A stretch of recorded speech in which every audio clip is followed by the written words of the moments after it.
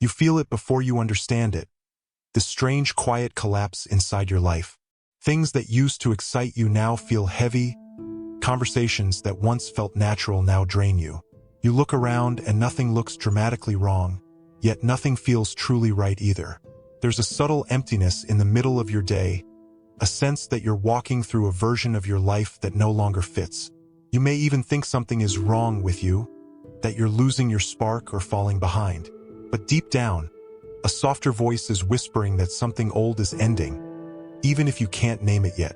As you listen to these words, that whisper is getting louder, inviting you to look at your life with honest eyes.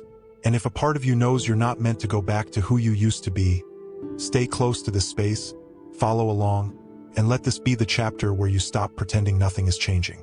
You notice the collapse in the small ways first, the way certain rooms feel heavier, certain places feel foreign. Old hobbies you clung to for comfort suddenly feel empty, like echoes of a past version of you. The music you used to play on repeat now feels like it belongs to someone else. You find yourself pulling back from familiar people without fully knowing why. Social plans feel like obligations instead of nourishment, and you start inventing reasons to stay home.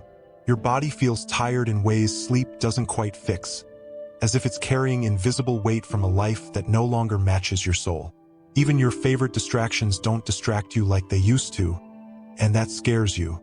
But that's because your soul is done numbing, and the old ways of avoiding yourself are losing their power over you. This collapse isn't loud and dramatic like the stories you're used to seeing. It's subtle, intimate, almost sacred. Nothing may be falling apart on the outside, yet everything is quietly dissolving on the inside. You might still show up to work, still smile in photos, still function.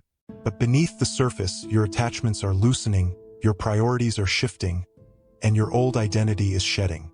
You're not as impressed by the things that once defined your value.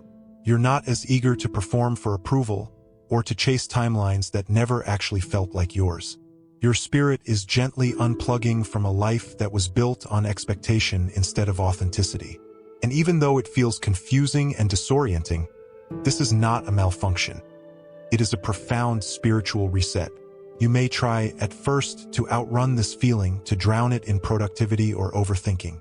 You tell yourself to be grateful, to stop complaining, to just push through. You make new plans, set new goals, and try to talk yourself back into enthusiasm. But every time you do, a deeper part of you refuses to fully believe the story. Your smile feels just a little more forced, your motivation a little more fragile. The more you tell yourself everything is fine, the more your body responds with anxiety, fatigue, or restlessness. This is your inner being refusing to reinforce an old timeline that is already collapsing. What you're really feeling is the weight of all the versions of you that tried to survive instead of truly live. The you who stayed in rooms that dimmed your light just to feel accepted. The you who agreed to timelines that made other people comfortable but left you feeling hollow. The you who wore labels that were never yours, but you carried them anyway because they felt safer than the unknown. All of that is being asked to fall away now, and it doesn't always leave gracefully. It crumbles quietly, in late-night thoughts, in sudden waves of sadness, in random moments of clarity. You're not broken. You're haunted by realities you've outgrown, and the collapse you feel is simply the old you losing its power over your future. This quiet collapse is not a punishment. It's an answer to the prayers you forgot you made. You asked for alignment, and now anything misaligned is being stripped of its illusion of stability. You asked for purpose, and now the things that never truly mattered are losing their appeal. You asked for real love, and now shallow connections feel unbearable to your heart. You asked to know who you really are, and now every mask feels heavier than ever. It may feel like your life is dissolving, but what's really dissolving is the version of you that kept your soul small.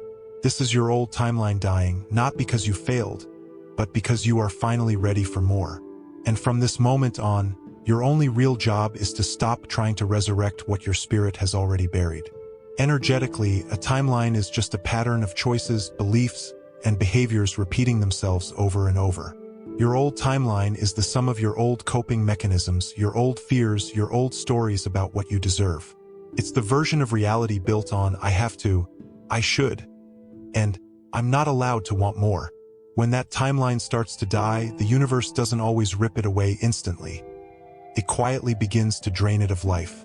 The conversations feel hollow because your energy is already withdrawing from them.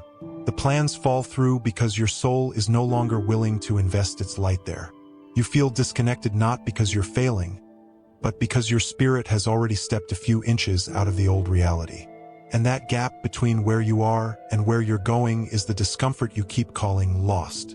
As your old timeline dissolves, your nervous system feels like it's malfunctioning. You may oscillate between numbness and intense emotion, clarity and confusion. Some mornings you wake up with a strange sense of peace, as if something heavy truly released. Other days you feel raw and exposed, like you've outgrown your own skin but haven't stepped into the new one yet. You may question everything: your relationships, your work, your dreams, even your spiritual path. This questioning is not a sign that you're off track. It's a sign your consciousness is no longer willing to run on autopilot. The old script is losing its authority over your decisions. And though it scares your ego, your soul knows this is the beginning of a profound upgrade. From a spiritual perspective, your old timeline is breaking because your vibration no longer matches its foundation. You are thinking new thoughts, feeling new truths, sensing new possibilities, even if you can't fully articulate them. Your body is less tolerant of self-betrayal, and your intuition gets louder when you ignore it. The relationships built on your old self start to feel unstable, not because they're evil, but because they were formed around a version of you that no longer exists. Circumstances that once felt normal now feel heavy, draining, or bizarrely out of place. This mismatch of frequency creates friction, and that friction shows up as inconvenience, endings, delays, and tension. None of this is random. It's your soul rearranging your environment to match who you are becoming. You might notice repeating patterns intensify just before they break. The same types of arguments, the same disappointments, the same emotional loops can feel like life is taunting you, sending you the same lesson again and again. But what's really happening is compression. Reality is pushing the old pattern to the surface so you can see it clearly. It becomes too obvious to deny, too uncomfortable to tolerate. You see yourself reacting the same way and feel almost tired of your own responses. That exhaustion is sacred. It means you are finally ready to choose differently. The old timeline will keep presenting its script, but you are no longer obligated to recite your old lines. In this phase, it's easy to misinterpret the collapse as a spiritual regression. You may think, "I thought I healed this," or "Why does this feel worse now?" You might judge yourself for still being triggered, still feeling insecure, still craving old comforts. But what's actually happening is deeper layers surfacing because you now have the consciousness to hold them. Your healing is not failing. It's expanding. You're not back at the beginning. You're just revisiting the same themes from a higher level of awareness. The old timeline is shaking its last chains, seeing if you'll voluntarily lock yourself back in. Your task is not to be perfect. Your task is simply not to re-enter the prison you've already walked out of. The collapse is your turning point. It's the moment where your spiritual theory meets your actual life choices. All the affirmations, all the insights, all the inner work gather here and ask, will you live differently now? The universe is not asking you to fix everything overnight. It's asking you to stop feeding what is clearly draining you. Every time you approve of your own truth, even quietly, the old timeline loses more power. Every time you rest instead of overperform, the old identity cracks. Every time you release something that hurts your spirit, the new path opens a little wider. What you're feeling isn't the end of your life. It's the end of pretending your old life was truly yours. When your old timeline is dying, your first instinct is often to revive it. You reach for the familiar, the predictable, the things that once numbed the ache. You text the person you know isn't good for you, just to feel something known. You overwork to silence the anxiety of empty space. You cling to plans that clearly don't light you up anymore, just so you don't have to face the unknown. This is not because you're weak. It's because your nervous system associates known pain with safety. The ego will always choose a familiar cage over an open door it can't see through. And that is why your biggest test right now is simple. Don't resurrect what your soul is letting die. Resurrection of the old timeline doesn't always look dramatic. Sometimes it's incredibly subtle. It's saying yes when your whole body quietly said no. It's spiraling into someone's social media, comparing yourself to their life and then forcing your path to match. It's pretending you're okay with less, just to keep the peace in a relationship that is clearly misaligned. It's accepting a job, opportunity, or role solely because it looks safe on paper, even though it makes your spirit shrink. It's telling yourself, maybe it wasn't that bad, just because loneliness is starting to whisper. Each of these moments looks small, but energetically they are like pulling an old timeline out of its grave. And every time you do that, you delay the arrival of the reality that's actually meant for you. There will be days when the old timeline feels more comforting than the unknown. You'll remember the good moments and conveniently forget the cost you paid for them. Your mind will replay highlight reels of what you're leaving behind, editing out the sleepless nights, the self-abandonment, the constant anxiety. You'll question whether you're being too dramatic, too sensitive, too demanding. The world may echo those doubts, telling you to be realistic, to be grateful, to stop wanting so much. But you and your soul know the truth of what that old timeline did to your spirit. You remember the way you had to swallow your voice to keep it alive. That is not a life you are meant to resurrect. In this phase, boundaries become your spiritual medicine. The universe will send you opportunities to practice saying no to what no longer aligns. Old dynamics may come knocking again, softer this time, disguised as, maybe it's different now. People may suddenly show up with apologies, promises, or invitations that stir up old emotions. You might even feel a pull, a nostalgia, a sense of just one more time, but your body knows the difference between healing and repetition. Notice how your chest feels, how your gut responds, how your energy shifts. This is where you choose. Not from memory, but from embodiment. Choosing not to resurrect the old timeline will sometimes feel like loss at first. You might mourn routines, people, roles, and identities that once gave you a sense of stability. You may cry for versions of yourself that tried so hard to make it work. Let yourself grieve. Grief is sacred evidence that you are leaving something behind. But also remember, you are not just losing, you are making space. Space for a life that doesn't require you to betray yourself. Space for love that doesn't ask you to earn your worth. Space for work that doesn't crush your spirit for a paycheck. By not resurrecting the old, you are quietly voting for a future that honors you. This is where courage becomes calm, not loud. It's not about dramatic declarations or burning everything overnight. It's about quiet, consistent loyalty to the version of you who refuses to shrink again. You don't have to explain your choices to everyone. Not everyone was meant to understand this chapter. You just have to be honest with yourself.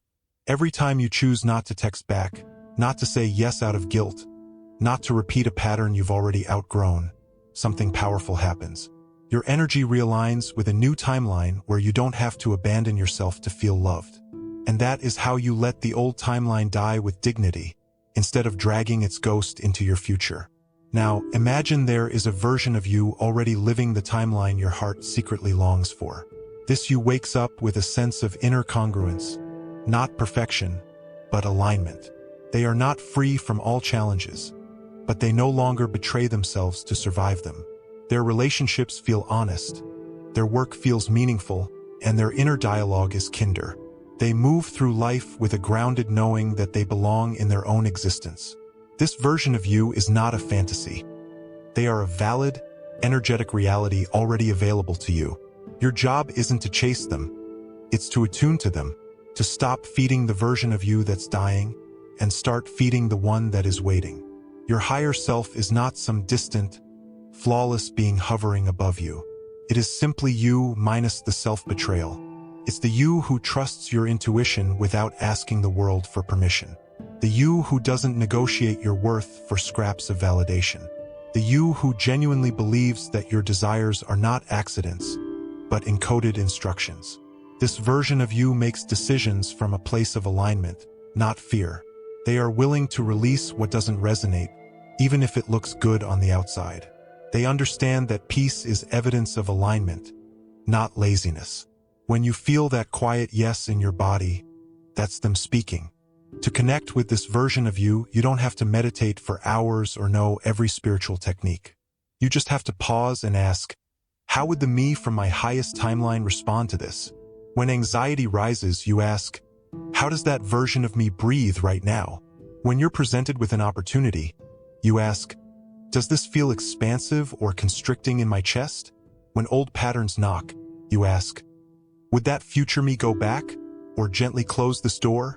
These questions pull your choices out of autopilot and into consciousness. You begin to borrow the nervous system of your future self, one decision at a time. And slowly, your current reality starts to bend toward theirs. As you align with this new you, your environment may not immediately reflect the shift. You might still be in the same job, the same home, the same relationship. But something subtle and powerful is changing. Your posture, your tone, your energy in a room. You stop explaining yourself so much. You stop over-apologizing for having needs. You start honoring your body's signals instead of overriding them. This inner reconfiguration is the real quantum leap, not the external fireworks. The outer changes will follow, but they are the last part of the process, not the first. The more often you choose in favor of this future you, the more your old timeline loses its grip. Invitations that once triggered FOMO start to feel irrelevant. People who used to intimidate you now feel human. The standards you once lowered just to be chosen rise naturally, without effort. You look back at old messages, old dynamics, old dreams, and feel gratitude but not longing. Your system is rewiring itself to recognize a new normal. And slowly, the gap between who you were and who you are becoming starts to shrink. In this stage, your biggest spiritual practice is consistency. Not perfection, not intensity, just gentle repetition of aligned choices. You don't have to leap, you can walk. You can move in small, grounded steps that your nervous system can actually integrate. Answer one message differently. Take one action that honors your truth. Create one new habit that belongs to your future, not your past. As you do this, you stop trying to resuscitate a dead timeline and start actively feeding the one that's been calling you for years.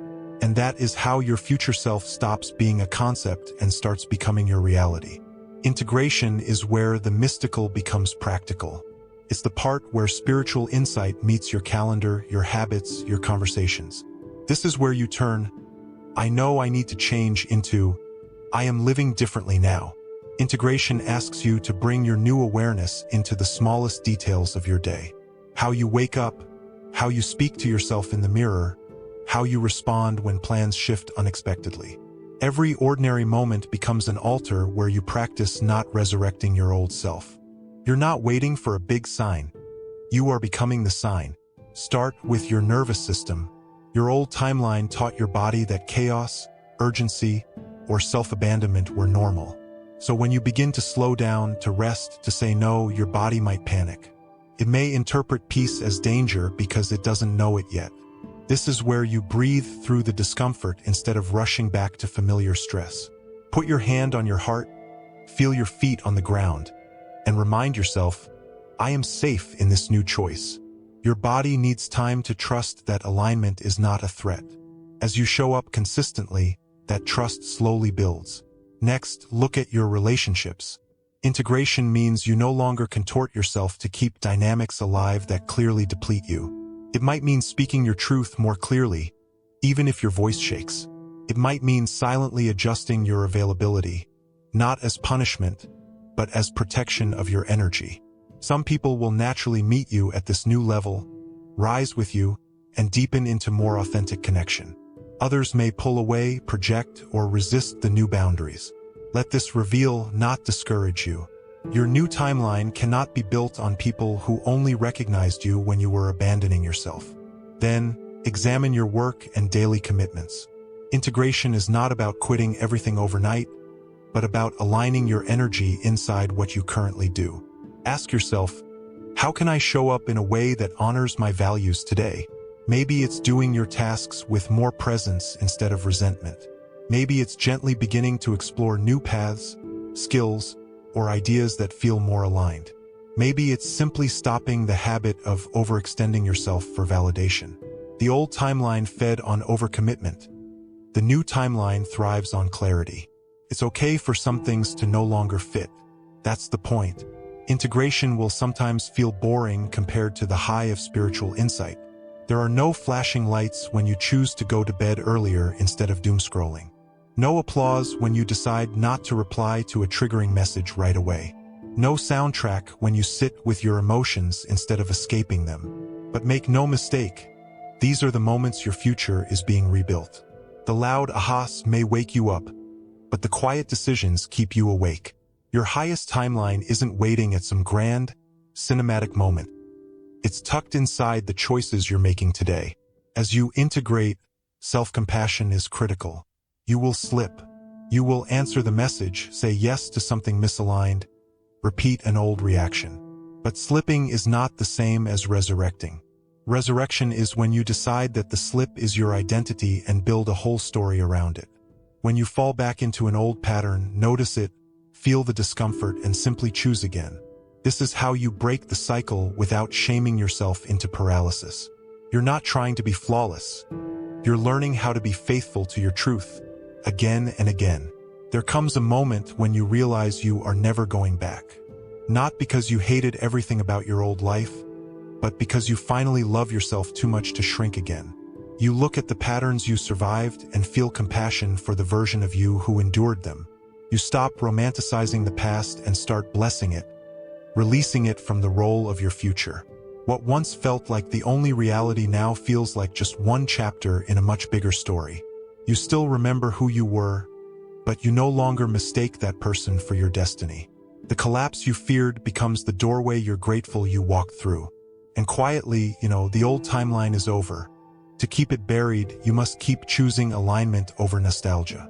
Nostalgia will show you the softest pictures of the past, but it will never show you the price.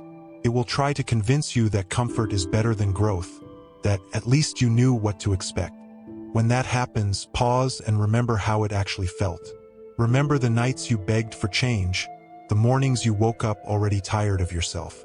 Remember the tears, the knots in your stomach, the way your soul whispered, "This cannot be it." You did not come this far just to go back to that because it's familiar. You came this far to honor the version of you who chose to leave. Moving forward doesn't mean you'll never feel afraid or unsure. You will. Your new timeline will ask more of you, not less. It will ask you to trust yourself when the evidence hasn't fully formed yet. It will ask you to take steps guided by your inner knowing instead of external approval. It will ask you to receive more, love more, and believe more about what's possible for you. That stretch can feel uncomfortable at first, but it's the discomfort of expansion, not collapse. You are not breaking. You are growing into a life that matches your soul. As you walk this new path, remember you are not alone. There are countless souls quietly going through their own collapses, their own deaths of outdated timelines. People who look fine on the outside may be right where you are inside. This is why spaces of truth, reflection, and spiritual remembrance matter so much. You need reminders that you're not crazy for wanting more alignment, more depth, more honesty. You deserve voices that speak to your future, not just your fears. Let this be one of those voices. Save these words. Return to them when you're tempted to resurrect what you've left behind. If this message resonates in your chest, take it as a sign that your quiet collapse is not the end of your story, but the shedding of a chapter you've outgrown. A sign that your old timeline is allowed to stay dead, even if others don't understand why you've changed. A sign that you are ready, not in the sense of having everything figured out, but in the sense of being willing to be honest with yourself. Honor that willingness. Nurture it. And if you want guidance as you keep stepping into your new life, follow this channel, stay close to this space, and let these reminders anchor you. Your new timeline is not something you chase. It's something you become. Every choice you make from self-trust, every boundary you set from self-respect, every moment you choose presence over patterns, you're already living it. The collapse has done its job. The old can rest now. Your only task is to stop digging it up.